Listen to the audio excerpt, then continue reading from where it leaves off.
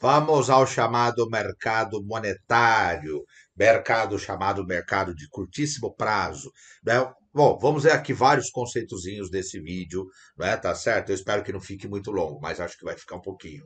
Então veja, mercado monetário já está falando mercado de moeda.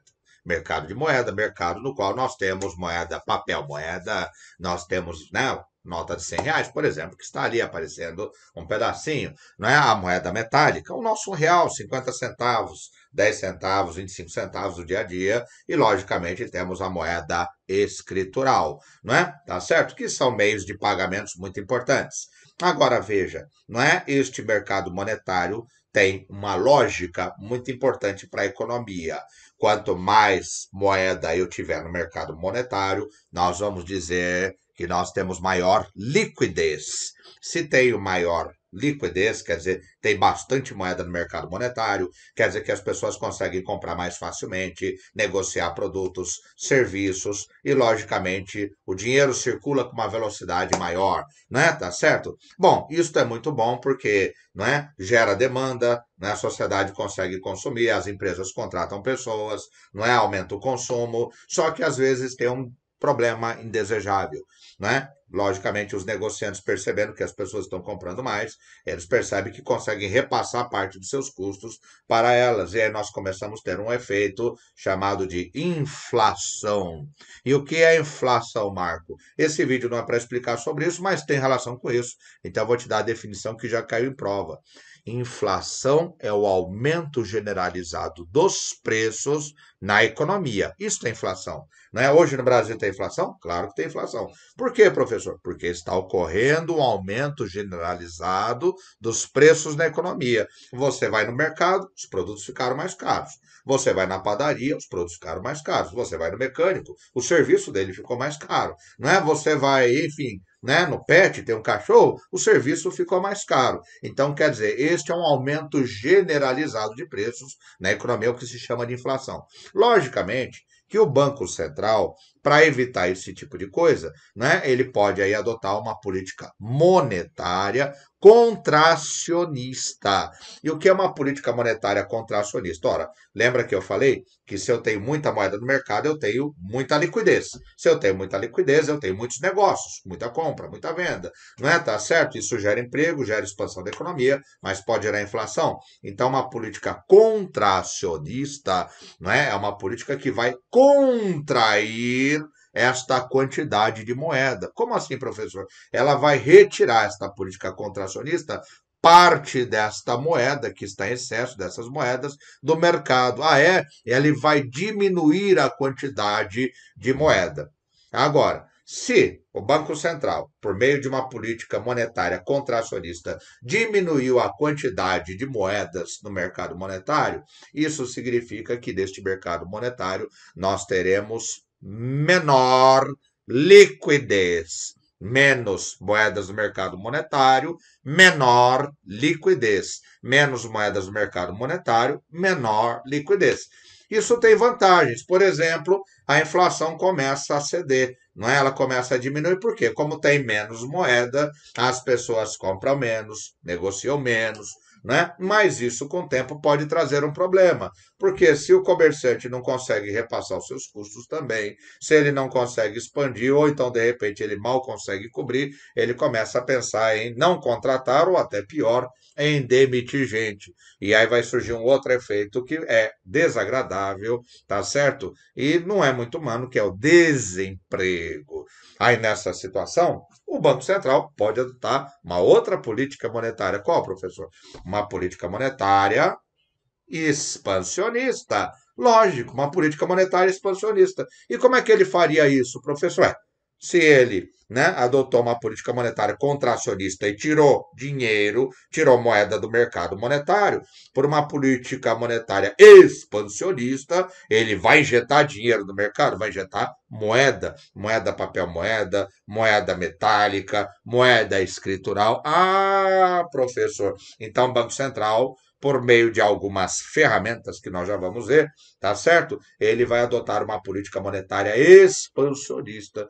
E aí, com uma política monetária expansionista, o desemprego que, né, começou a aumentar, começa a diminuir, né? Por quê? Porque as pessoas passam a consumir mais, a comprar mais, passam a demandar mais, o comerciante já se entusiasma, resolve contratar mais um funcionário, quem sabe abrir até uma nova unidade, contrata outros, né? Tá certo? Mas aí o Banco Central começa a ficar de olho, porque quando o consumo vai aumentando, né, a tendência da inflação é voltar. E se ela voltar, novamente ele muda a política monetária e vai adotar uma política monetária contracionista.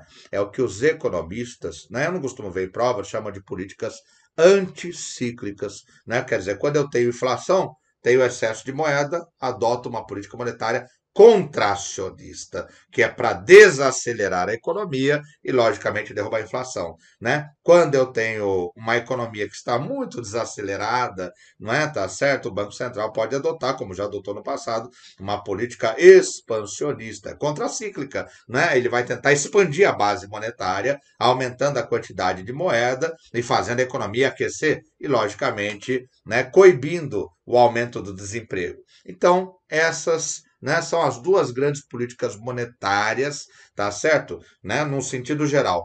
A contracionista, que diminui a base monetária, ou a quantidade de moeda no mercado para combater a inflação, e a política monetária expansionista, cujo objetivo é controlar o desemprego, evitar o desemprego, né, que pode causar também danos sociais muito grandes. Agora, para fazer isso, o Banco Central tem duas grandes ferramentas. Uma das ferramentas, que nós veremos adiante, é a famosa taxa de juros básica, conhecido como taxa Selic. Selic vem de Sistema Especial de Liquidação e Custódia, tá certo? Sistema Especial de Liquidação e Custódia, sem grandes aprofundamentos, é um sistema eletrônico que está no interior do Banco Central e lá ficam guardados os chamados títulos do Tesouro Nacional, que também podem ser chamados de títulos públicos nacionais, títulos públicos federais, até porque tem várias séries deles com nomes diferentes, mas todos deles, esses títulos, são títulos emitidos pela Secretaria do Tesouro da União. Tá bom? Mas, professor, me explica uma coisa. Por que que o Banco Central, né, teria esses títulos do Tesouro? Bom, na verdade, o Banco Central ele é responsável pela custódia e gerenciamento desses títulos no seu interior. Mas quem emite esses títulos é a Secretaria do Tesouro Nacional. E por que que ela emite esses títulos? Ora, a União precisa de dinheiro para pagar as suas contas. Já sei, professor, tira o dinheiro da sociedade por meio de tributos. Perfeitamente. A União, por meio dos impostos, pelas contribuições de melhoria, pelas taxas, retira recursos da sociedade para poder prestar serviços para a sociedade. Afinal de contas, não tem almoço grátis, precisa pagar os seus servidores, água, luz, aluguel dos prédios, né, manutenção dos veículos e tudo mais.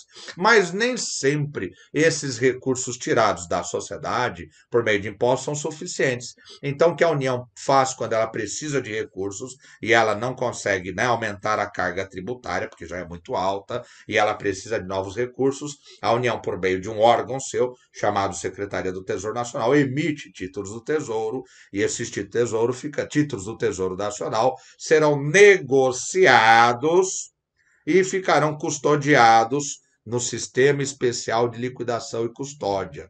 Então, quando fala taxa Selic, é uma taxa de juros que vai incidir sobre esses títulos do Tesouro.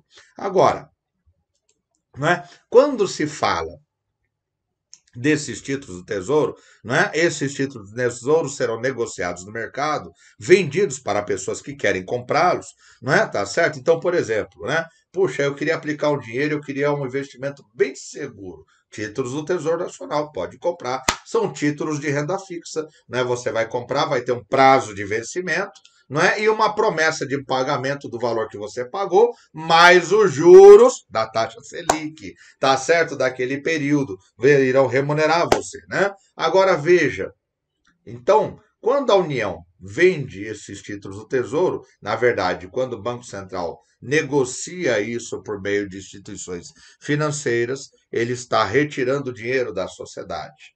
né? E quando, né, o Banco Central, por meio dessas instituições financeiras, recompra esses títulos do Tesouro, ué, se recomprou, né, está devolvendo dinheiro para a sociedade. Não entendi, Marco. Então tá bom, né? O Marco Antônio estava lá com 50 mil reais, né? Eu acabei de receber, vendi um carrinho que eu tinha, né? Tá certo? Mais uns badulaques, aí eu peguei 50 mil reais. Oba, eu vou passar, né? Vou gastar isso aí, vou passear com a minha família. Mas aí eu fui ao banco, aí o gerente do Banco Brasil falou assim: Você sabia que a taxa Selic está muito elevada? Ah, é? Nossa, que legal, né? E aí? E ele vai falar: então, cara, é uma boa oportunidade, Marco Antônio, para você comprar títulos do Tesouro da União, que eles vão pagar uma boa remuneração no futuro quando o Banco Central recomprar isso aí. Eu falo, nossa, que interessante, né? Ele mexeu com a minha ganância. Então eu quero esses títulos do Tesouro. Fui lá e comprei os títulos do Tesouro. Agora, posso gastar o dinheiro? Não, professor. O senhor pegou seus 50 mil reais e empatou em títulos do Tesouro. Perfeitamente. Quando eu comprei títulos do Tesouro, meu dinheiro saiu do mercado. Já, professor, eu entendi, né? Quando os títulos do Tesouro são negociados, vendidos para agentes privados, ou seja, pessoas físicas e instituições não financeiras, financeiras não financeiras, quando eles compram para eles como forma de investimento, eles pagam em dinheiro e o Banco Central retém esse dinheiro, claro, e aí a base monetária diminui, né? Agora, quando chegar na época do vencimento desses títulos, o que é que o Banco Central tem que fazer? Professor, né? É como se fosse um empréstimo. Sim, né? O Banco Central, por meio, né, daqueles títulos do Tesouro, a União está se financiando. Então, aí a União, logicamente, né, sabe disso, que o Banco Central vai ter que recomprar todos aqueles títulos. E ao recomprar, o que, que ele vai pagar para o Marco Antônio? Os 50 mil que ele havia utilizado, não é isso? Né? Mais os juros, né? Para deixar ele feliz. E aí sim ele vai gastar esse dinheiro passeando com a família, comendo em restaurante, quem sabe comprando um carrinho, né? Tá certo? Novo, né? Novo tá difícil, professor. Semi-novo, tá? Muito bem. Então o dinheiro volta a circular. Agora, para que isto ocorra de forma bastante célere, tem alguns mecanismos que você tem que entender, tá certo? No chamado mercado monetário. Então vem comigo e vamos entender um pouquinho melhor do mercado monetário. Então veja, mercado monetário, né? Ele é um mercado de captação de recursos à vista. Por quê? Porque está se retirando ou se colocando dinheiro no mercado monetário, né? Tá certo? De curto prazo, né? Ele tira hoje. Aumentou a taxa Selic, os investidores que têm apetite para investimentos, gostam de investir, começam a comprar títulos do Tesouro, né? Tá certo? E o dinheiro começa a sair do mercado, né? É rápido, né? Logicamente que o mercado monetário, como o mercado de crédito e o mercado cambial, que nós veremos adiante, é controlado pelo Bacen. E o mercado de capitais, professor, pela CVM, né? Tá certo? E logicamente vai influenciar toda a economia. Agora, veja, vamos entender alguns atores importantes neste mercado. Primeiro, o Banco Central, autarquia federal vinculada ao Ministério da Fazenda. Aqui é a sede em Brasília, linda, não é? Poderosa. Então, o Bacen é quem controla o mercado monetário, perfeitamente, né? Dentro do Bacen nós temos um órgão que em outro momento eu vou falar sobre ele, que é muito cobrado em provas e sofreu alterações legais, né, de 2020 para cá, que é o Comitê de Políticas Monetárias.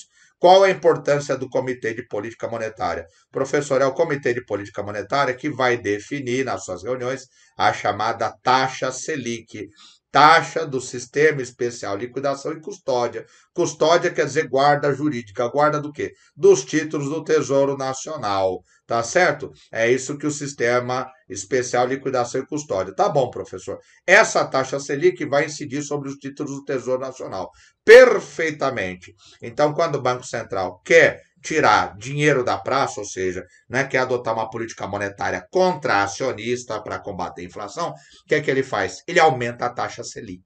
Aumentando a taxa Selic, todo mundo fala: oba, vou comprar títulos do Tesouro, né? Vou ganhar um bom dinheirinho no futuro, né? E o dinheiro sai do mercado e o mercado monetário vai se contraindo, contraindo até a inflação cair, né? Isso também tem um segundo efeito. A taxa Selic é chamada de taxa de juros básica do mercado. Quando a taxa Selic aumenta, todas as taxas de juros aumentam. Isso significa para você, para mim, para todo mundo o seguinte: se nós formos pegar um empréstimo no banco, vai ficar muito mais caro e é melhor deixar para fazer aquela viagem, né? Ou comprar depois, porque eu não vou pegar empréstimo, não. Os juros estão extraordinariamente altos. Então veja que tudo isso desacelera a economia. Agora, quando o Banco Central, né, quer adotar uma política monetária expansionista, por meio do chamado Comitê de Política Monetária, porque são eles que decidem isso, eles se reúnem, esses senhores e senhoras, tá certo? E decidem derrubar a taxa Selic. Quando eles derrubarem a taxa Selic, não é? Tá certo? Quem tiver títulos do Tesouro vencendo, fala, nossa, que miséria, né, que o banco, que os juros estão pagando pelos meus títulos do Tesouro, né? Venceu, já vende, pega o dinheiro e vai gastar, vai passear, vai viajar, vai reformar a casa, vai aumentar o quarto das crianças e assim a base monetária se expande, tá certo? Né? Diminui o desemprego, logicamente que com o tempo vai começar a ameaçar uma inflação. E assim o Banco Central vai dosando, por meio do Comitê de Política Monetária, a taxa Selic. Agora, veja, para negociar esses títulos do Tesouro Nacional, foi estruturado um mercado chamado de mercado aberto ou open market. O que é o open market, professor? Anota no seu caderno. Mercado aberto ou open market, né? Tá rápido? Volta o vídeo e anota, porque nós temos muita coisa, né? Tá certo? Então não posso ir devagarzinho. Então, open market é o mercado no qual são negociados os títulos do Tesouro Nacional. Professor, o senhor acabou de falar que o open market, o mercado aberto, é o mercado no qual são negociados os títulos do Tesouro Nacional. Sim, professor, isso eu entendi. Só que tem um problema, professor. Qual é o problema? O problema, professor, é que não tem um banco central em cada esquina. Ah, é verdade. Você tem razão. Por isso que o Banco Central vai utilizar os dealers. O que é que são os dealers? To make a deal. Deal, na língua inglesa, é negociar. Acabei de gastar o meu anglo-saxão.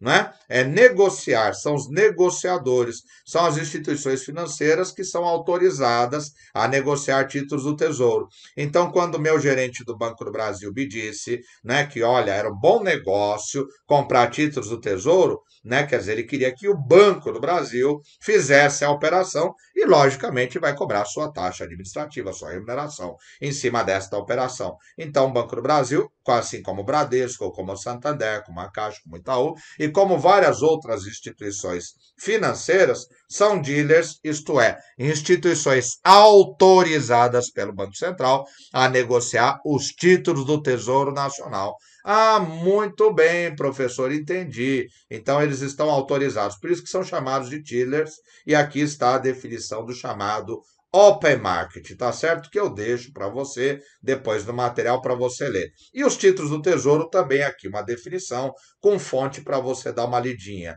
Agora, também existe uma outra ferramenta que o Banco Central pode utilizar para controlar o mercado monetário. Qual é esta ferramenta? São as chamadas reservas bancárias. Né? Professor, o que é que são as reservas bancárias? Muito fácil, meu jovem ou a minha jovem. Reservas bancárias são as reservas e moedas que estão nos bancos.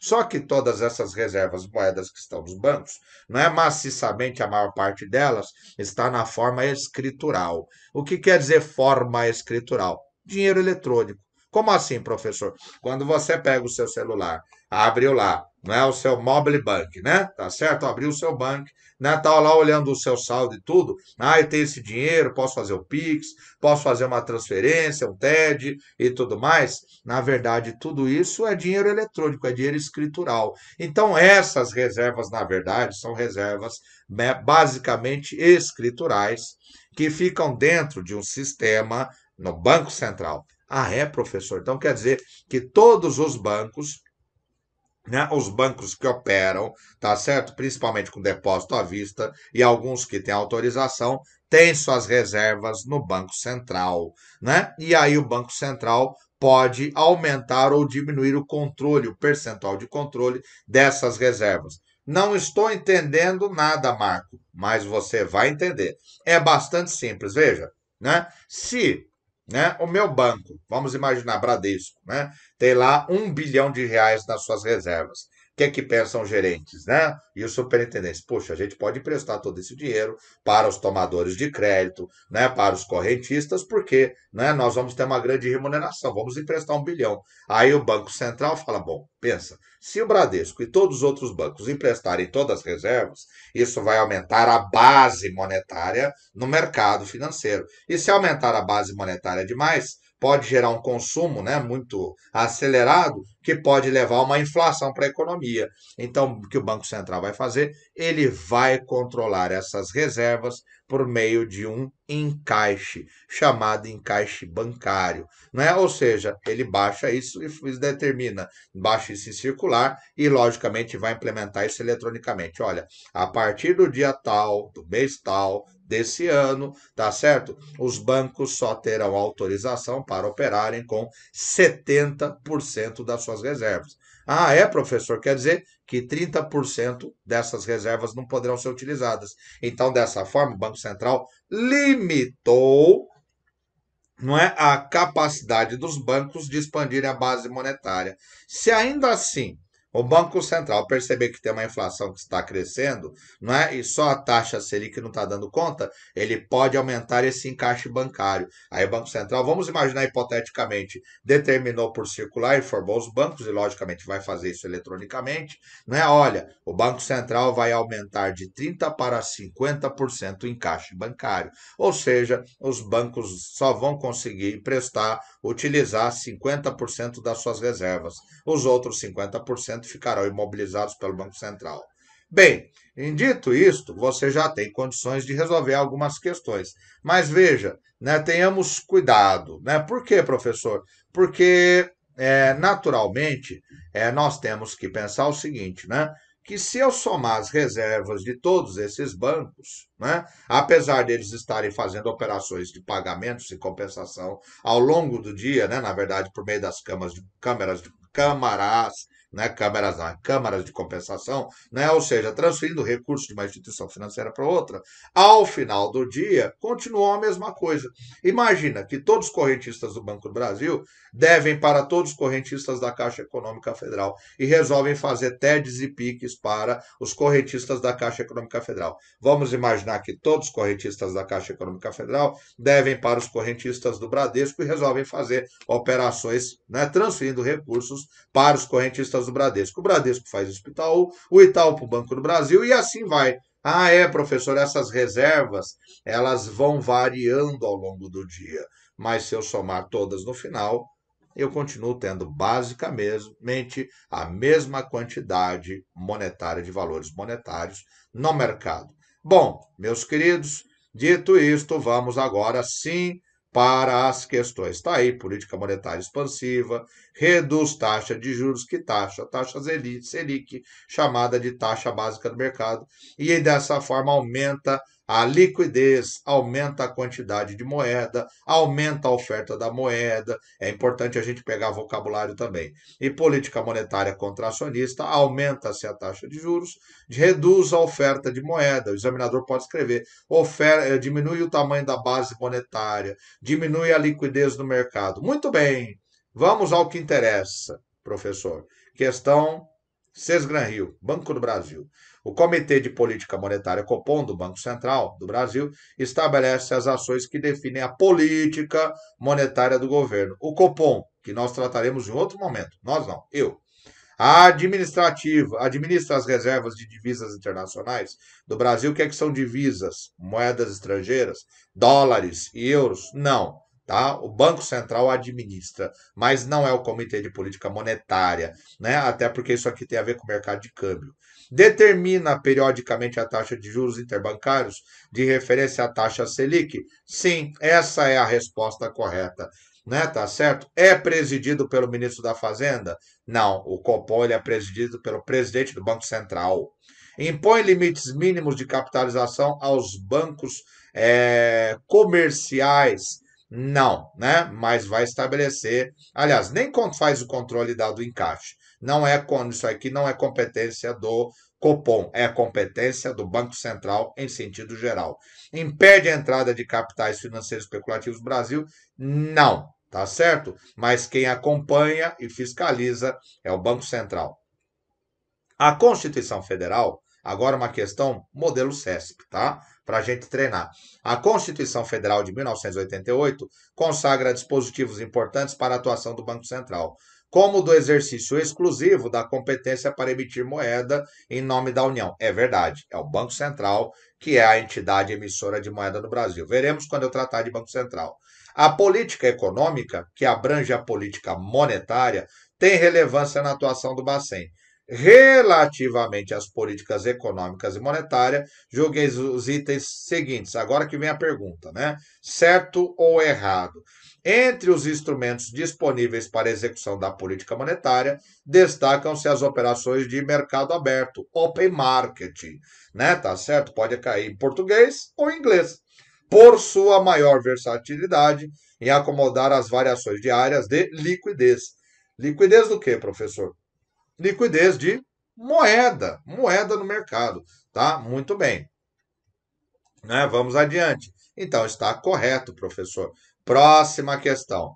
A movimentação financeira da sociedade, incluídas as transações feitas por instituições financeiras não bancárias, é capaz de influenciar o saldo das reservas. Sim, né? As transações feitas por instituições financeiras, movimentação de dinheiro que vai ocorrendo, né, de recursos, é o nome mais técnico, né, ao longo do dia de um banco para o outro, perfeitamente, né, tá certo? É capaz de influenciar o saldo das reservas bancárias, das instituições financeiras, e a última explicação que eu dei para vocês, individualmente, mas de uma forma geral, não altera o somatório dos saldos das reservas bancárias. É verdade. É correto, né? Então, logicamente, né, ao longo do dia, os bancos vão me remetindo recursos de um para os outros que tem a ver com operações de pagamento, tá certo? Operações de crédito e assim por diante, né? Diversas operações. Mas se eu somar ao final do dia todas as reservas, vai dar um valor mais ou menos próximo daquilo que era no início do dia, né?